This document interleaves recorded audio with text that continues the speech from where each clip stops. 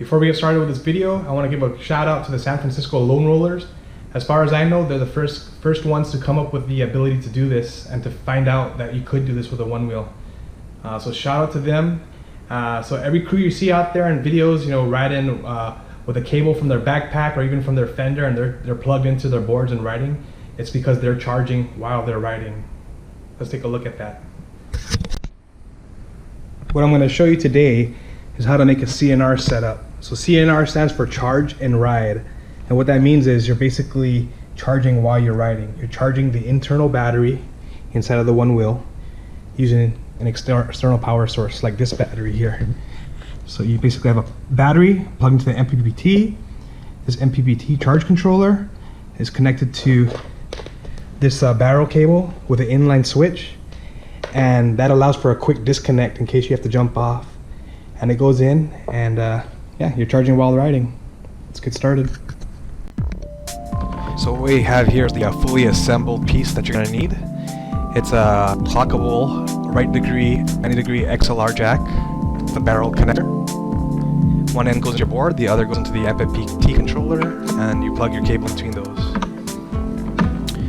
So the first thing I'm going to do here is go ahead and pull the screws off the back of the 90 degree XLR connector. This is the female part, XLR connector. I'm going to pull this off, and we're going to take a look at the pin out here.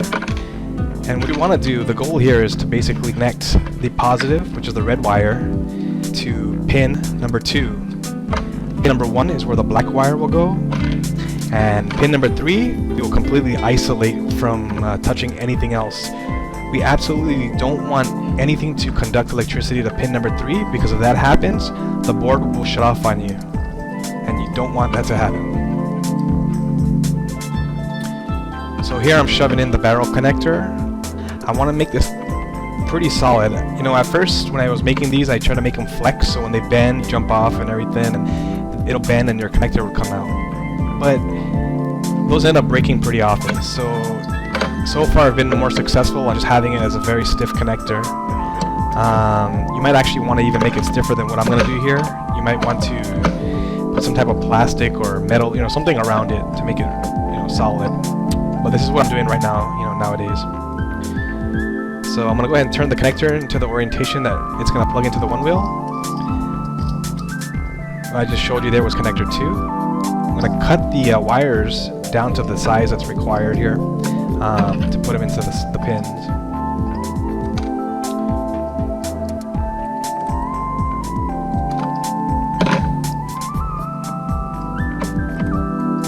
Just cutting them down.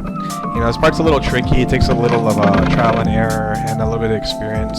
But after you're doing a few of them, you get used to it, and you can kind of tell what the right length is. Because you don't want to make it too long, because it'll stand up too high and you'll have a hard time closing the cover back on. So you want just a little piece at the end there where you can just solder it in. And here I'm just stripping the wire, exposing the wire, stripping the insulation and exposing the inside wire.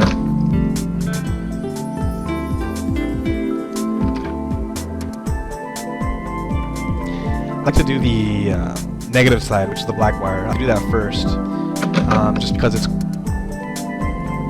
if you do the other wire first, it kind of blocks where the black wire goes, and it gets in the way. So I usually just rotate the pins in the position I want to put them in ultimately, and then I'll do the black wire first on pin 1, and then I'll do the red wire on pin 2 afterwards. So here I got a little bit of flux. I'm going to clean my tip here, just make sure that it works efficiently.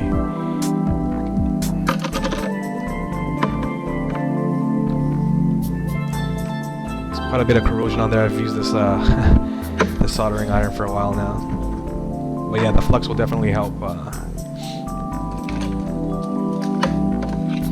I'm going to cut down some heat shrink here real quick. And you want to put this in place so that the wires don't touch each other. Like nothing the whole point is to not have any electricity conduct between any of the wires in here, other than what you're connecting, the pins you're connecting them to.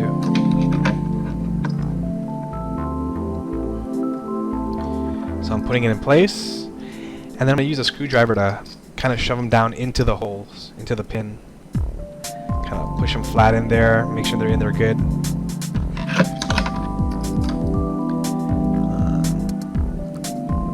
I like a Phillips or a crosshead screwdriver, a little tiny one, I can shove it down into the pin and twist it around and just make sure everything's in there really well.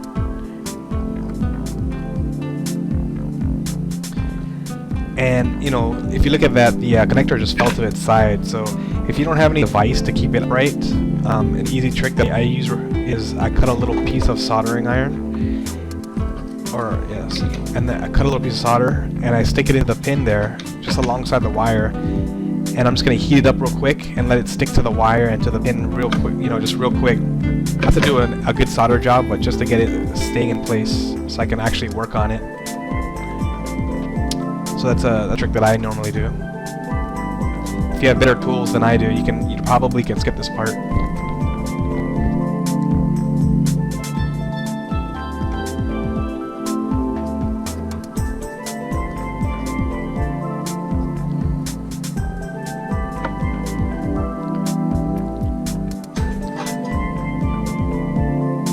Now I'm actually securing it.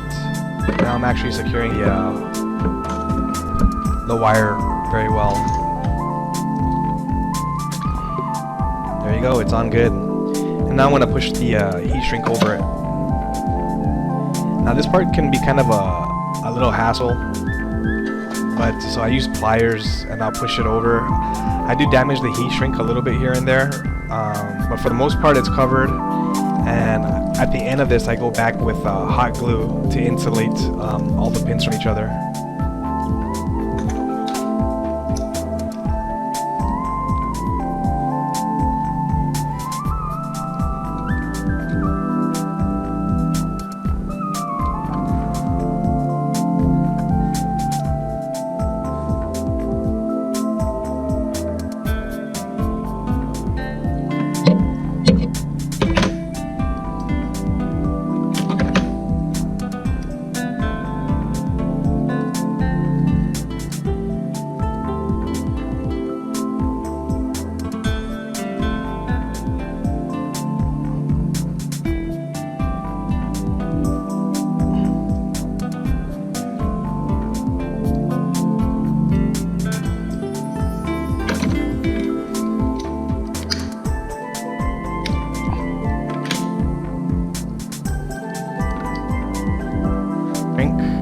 In there good. I'm going to go ahead and put the red wire on pin number 2 and just repeat the process again.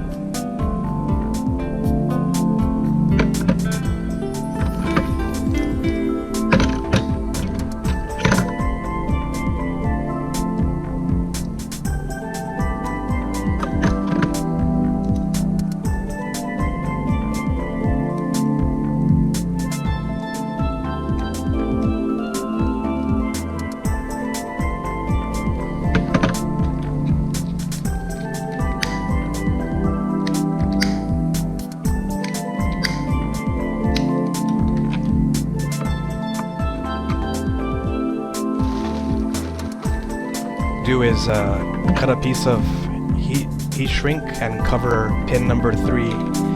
Pin number 3 is the pin that you don't want anything to touch. Once again, your board will shut off on you. If that gets any electricity, it'll basically send power to the controller and activate the controller until it's in charge mode, and it'll shut down. It'll turn off. It won't allow you to ride.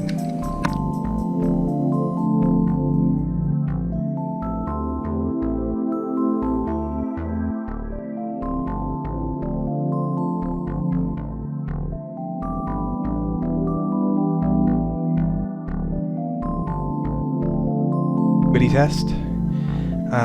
So just basically going to switch it to the continuity test on my multimeter and listen for the beeps. Just want to make sure everything's connected correctly between the wires and the pins on one end to the other. And then once that test is successful, I can move forward and continue with the rest of the project. If it's not successful, check all your connections, make sure everything's connected well. What you're looking for is basically to pin 2 is going to connect to the inside of the barrel connector, and you want to beep with that. Pin 3 is going to be the ground, and you want that to be on the outside of the outside piece of metal on the barrel connector, not the inside pin. So I just want to make sure that's clear, for people who aren't familiar with electronics and somehow how the connectors work. So pin number 2, which is positive, is the inside pin on the barrel connector, the little ding dong.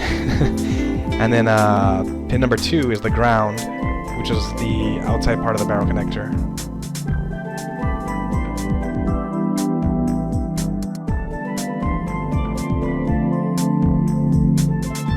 Put a hot glue.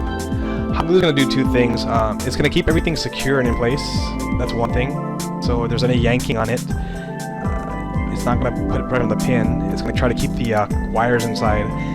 Now the wires themselves can be fragile, so make sure you get a high gauge wire stronger. It can break if you're not nice to the connector, so be friendly with it. Don't yank it just because you can. But so one thing it does is secure the connections. The second thing it does is provide insulation. And what that means is it helps prevent electricity from passing from one pin or one wire to another.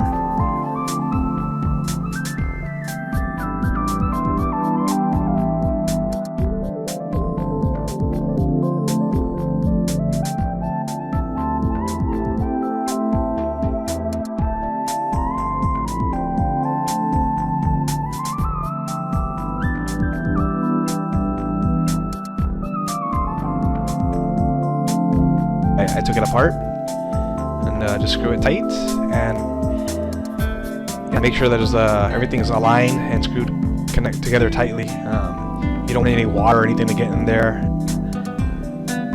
so just make sure you put it, make it tight. I mean, if you really want extra precaution, you can definitely put some type of seal inside there where you seal it. You can put a bunch of gunk or whatever, but I think this is pretty good. You can put some kind of gasket or whatever you want.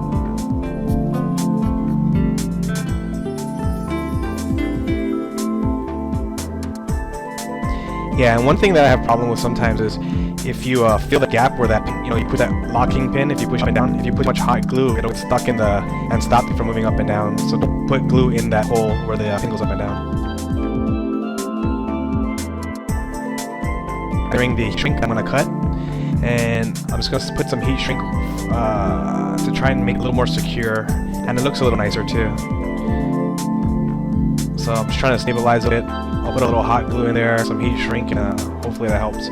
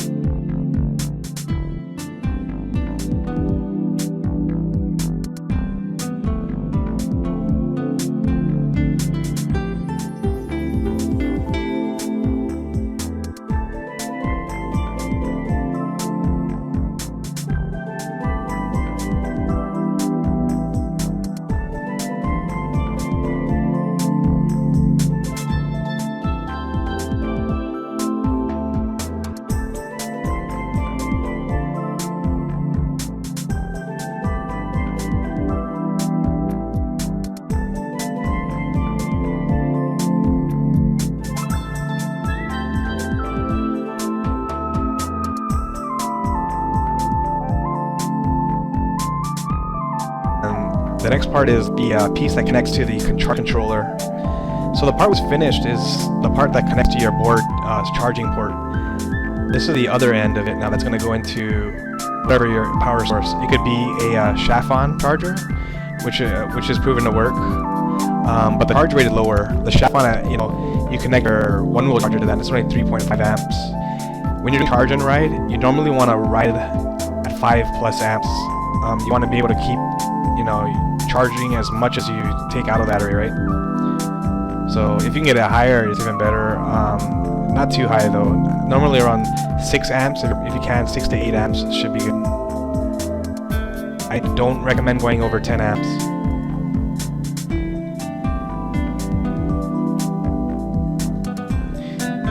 So yeah, we're just gonna basically pull the insulation off of the wire and solder it to an XT60 connector. Make sure you look at your XT6 connector. They're marked on the sides. The positive side, which is red, is plus. Negative side, which is black, is on the other side. The positive side is always going to be on XT60 connectors. The positive side is going to be the flat side of it. So that's where you want to put the red wire.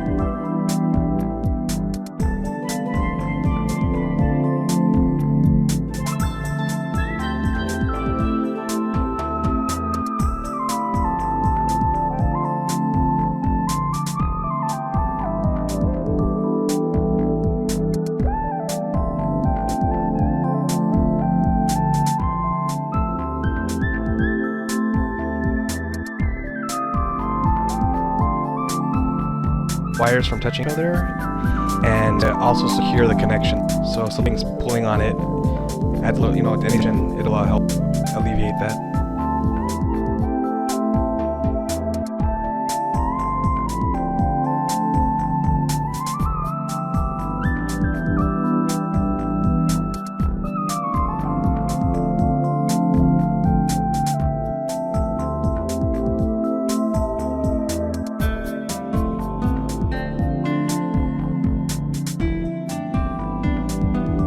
I want to do a continuity test again. Just Just make sure that it's connected from one to the other.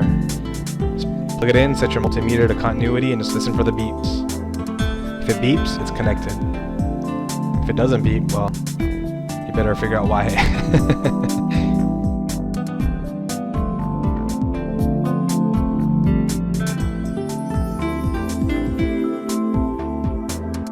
What I put is a braid, and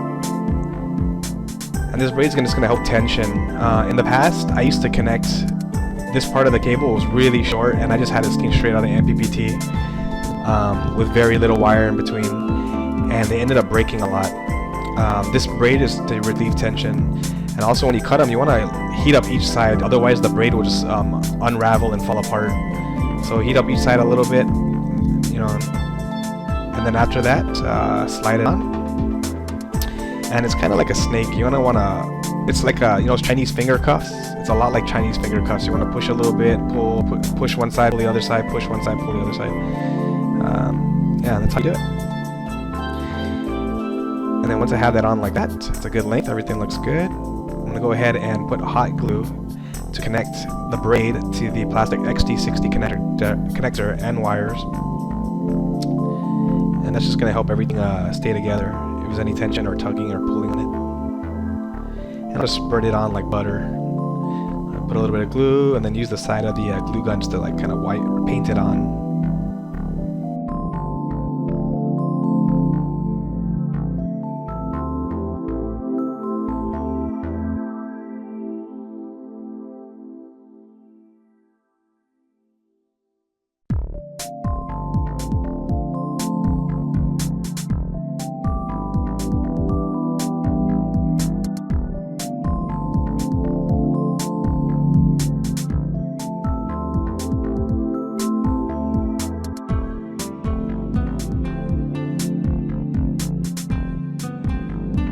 Secure everything. I'm going to cover everything up with heat shrink, just like I did on the other parts. It makes it look better, and it adds a little bit of stability. Not much, but it adds a little bit more. So I'm just measuring. I'm going to cut, and let's wrap it up.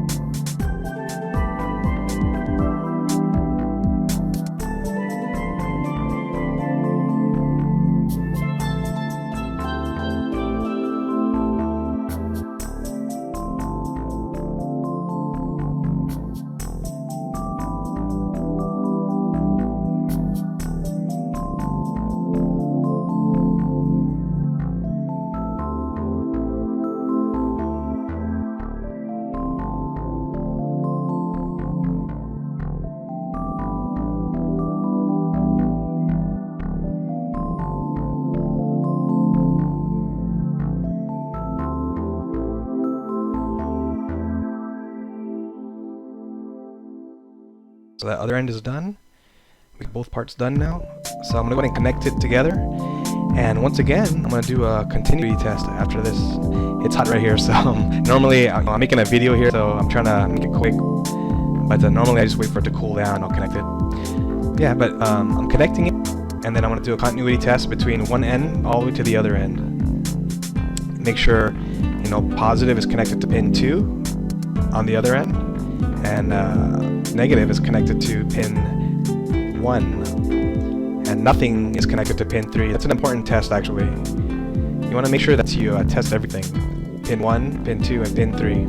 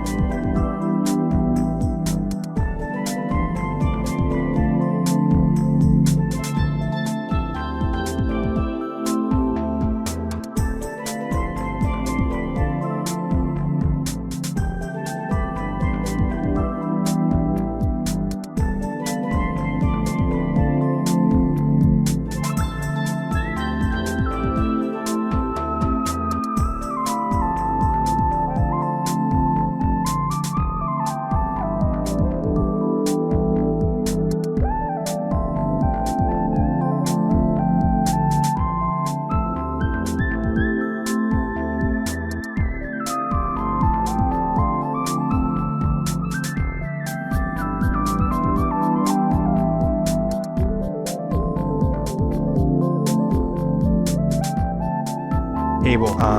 The cable that I use has an inline switch. You want the inline switch. Here's the thing about charge and ride. You don't want to charge to over 100%. When charging like this, it goes back into the board as regeneration. And you know what happens when you go over 100% regeneration? Your board shuts off. So without having to reach into your backpack, having the switch available to you to just like toggle off is great to have. It's very convenient. Yeah, so this is how it goes. So you get your battery, you plug it to your MPPT charge controller on one side, and the adapter you just made, you plug that to the other side, and then your cable connects to that, and then the right angle XLR connector connects to your board, and there you have it. Once again, I'd like to give a shout out to the San Francisco LoneRollers for passing on the knowledge. You know, they've been doing this for a while. It's just becoming now becoming public. It's not that they just wanted to hide the knowledge from people. They were just afraid that Future Motion would find out about it and try to disable it. You know, this is a great feature for us to have. It's been wonderful. I've done 20 plus miles on a single ride with this. So, you know, be careful, be responsible, and double check everything. Alright guys, I hope you have a great time. Enjoy yourselves.